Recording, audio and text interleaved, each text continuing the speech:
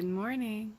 It is Sunday, September 4th, I think. Next book up for Shorty September is going to be Beowulf. Excuse me.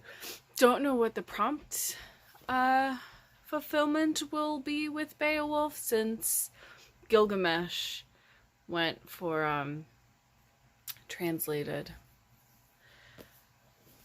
So we'll figure it out. But this should be a quick read. This should be fast. So here you go. So Beowulf, the kids and I read this in high school. Right, same with Gilgamesh. And we read Beowulf, and then we read Grendel. The kids and I read through an illustrated adaptation that was more just regular prose story, focusing on the adventure. The original Beowulf is an epic poem. It is the earliest poem in a modern European language. Again, that's Merlin, you can hear. He doesn't like when anyone talks or reads or watches TV in the living room. He thinks he's king of the living room. This epic poem is the oldest poem in English. It's an Anglo-Saxon poem, so the English is nothing like the English spoken today. What's interesting is going from Gilgamesh, the Epic of Gilgamesh, which predates Christianity, to now Beowulf. When I stop talking, the bird stops screaming. As soon as I start, he starts.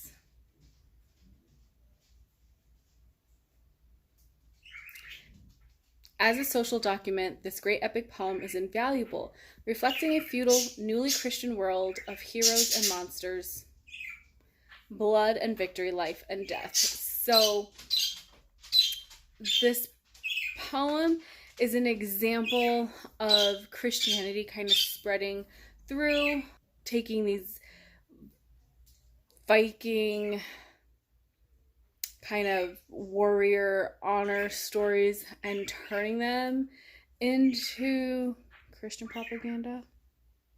Like it's very much Beowulf has traveled to help a king whose mead hall is being attacked every night by a monster, and the monster Grendel is woken up because the warriors are singing songs in the mead hall about the glory of God. And Grendel is the descendant of Cain, and so he hates it. And so he goes every night and starts just eating up the king's men. And so now Beowulf travels from across the sea. He is a man above men. He is strong. He is blessed by God, and God has willed it that he defeat the monster. That he won't even use weapons to fight the monster. Because if God wants him to win, he's going to win. So it's very much using this warrior battle victory story to make Christianity appeal to this time. Yeah, like this is like a weird blend of like out with the pagan and with the Christian. From what I understand, I did skip the introduction. Kids and I just read an adaptation of it, and so I've been kind of doing some background reading and watching videos on like analyzing Beowulf. So it's kind of in my head right now where I don't feel like reading it again. I just want the story because it's, again, been that 18-19 years since I actually read the poem. So that's where we are, and I'm going to continue. So it's Monday, but it is a holiday. Nate's home from work. He's playing a game right now with the kids. So I'm taking advantage of having the couch to myself to spread out and do some reading. I would love to go take a ride over to the beach, but it's a pretty gray day. I don't think it's actually raining now, but that's the forecast, is that it's going to be rainy, gray.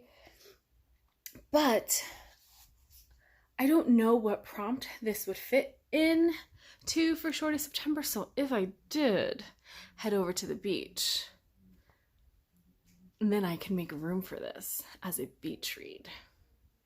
So that would be a cheeky little cheat to make the prompt fit the book. We'll see. It's not quite beach weather. In this poem, Grendel, descendant of Cain, has been killing King Hrothgar's soldiers for years. And then Beowulf comes to their aid, and on the first night battles with Grendel and rips his arm off, and Grendel flees to go die in the swamp. So they're celebrating.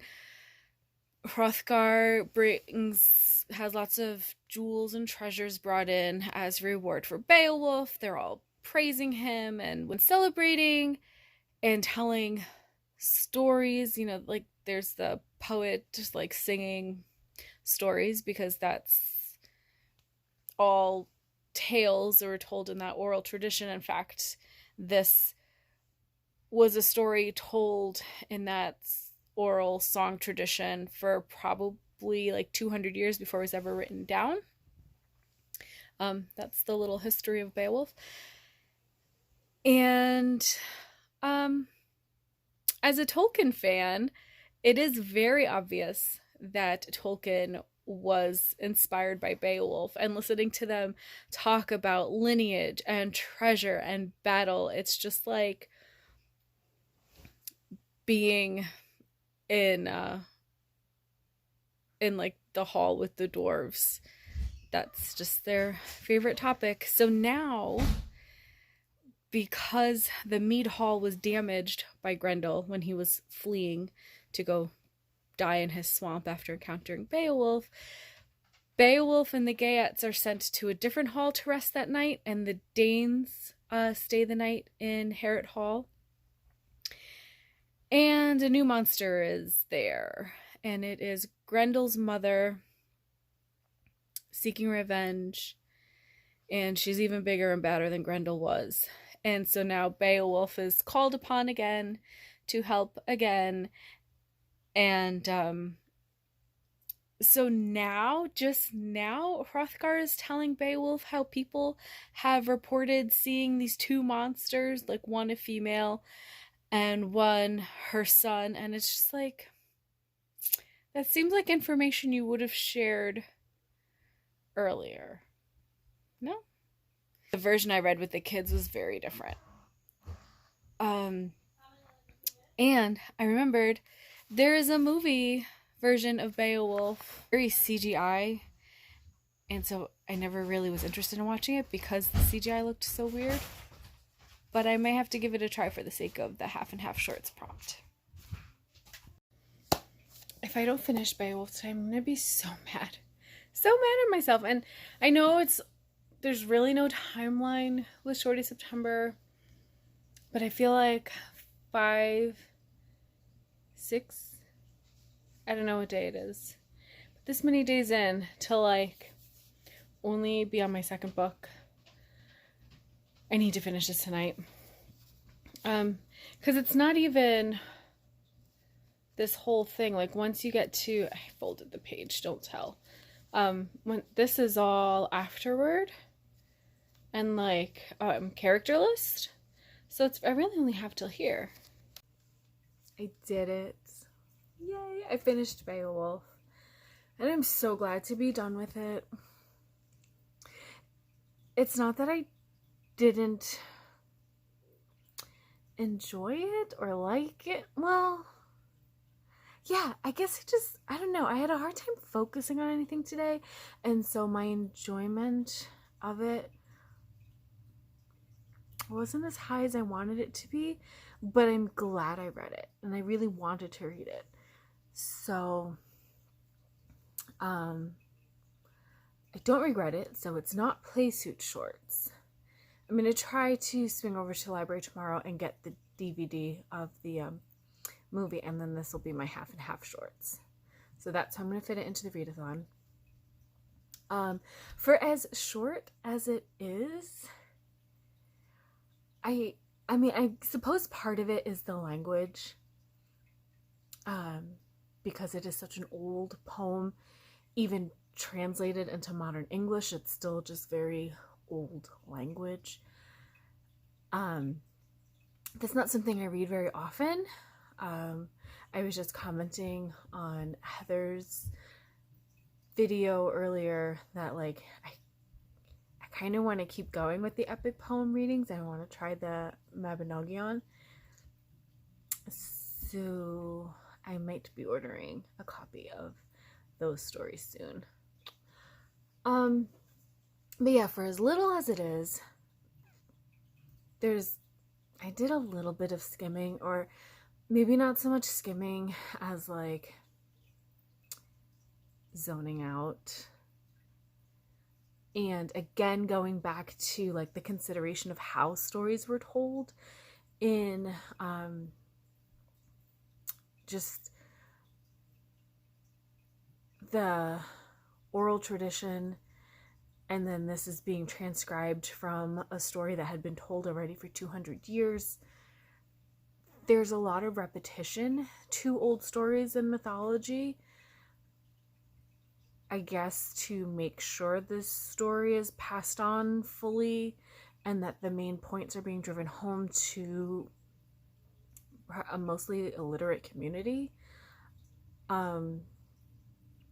And so there's a lot of repetition. And then also just, I know this was a point that my teacher had made back in high school, was that lineage was a very important thing. And talking about who was king after so-and-so and their father, and this one was married to this one's wife's brother, so-and-so's uncle. Like, that's all very important stuff.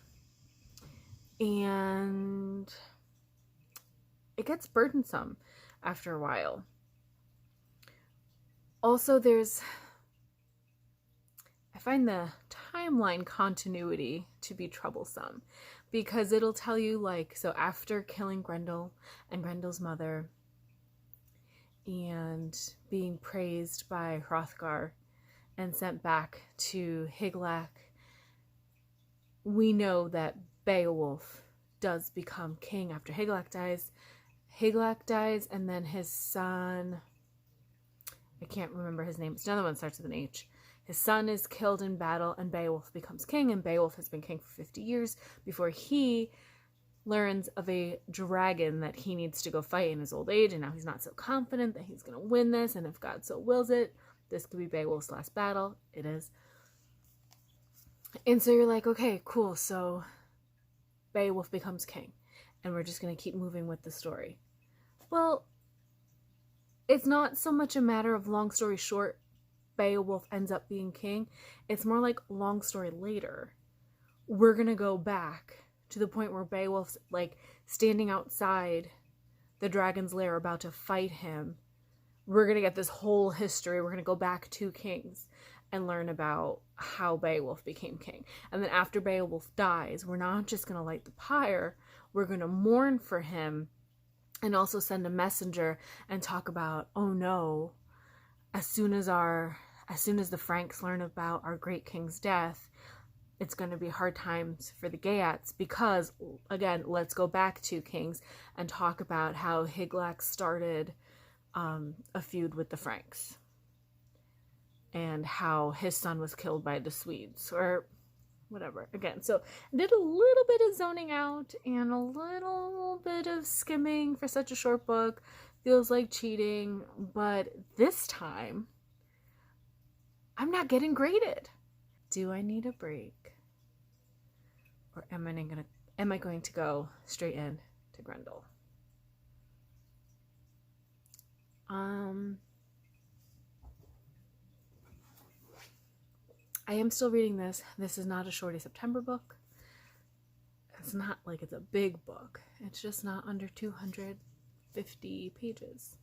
I think what I'm going to do is I'm going to read this for the rest of the night, but I may try a little bit of this and see if I'm in the mood to make this tomorrow's focus. Is 173 pages.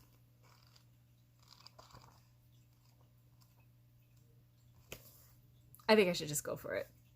If not this one, I'm thinking of going with my murder mystery, my ripped shorts, and trying In a Lonely Place. So I think for the rest of the night, I'm going to do a triad chapter and then bedtime reading. All right, that is my second book for 40. That is my second book for Shorty September. Done. Completed. I liked it, but I didn't like it.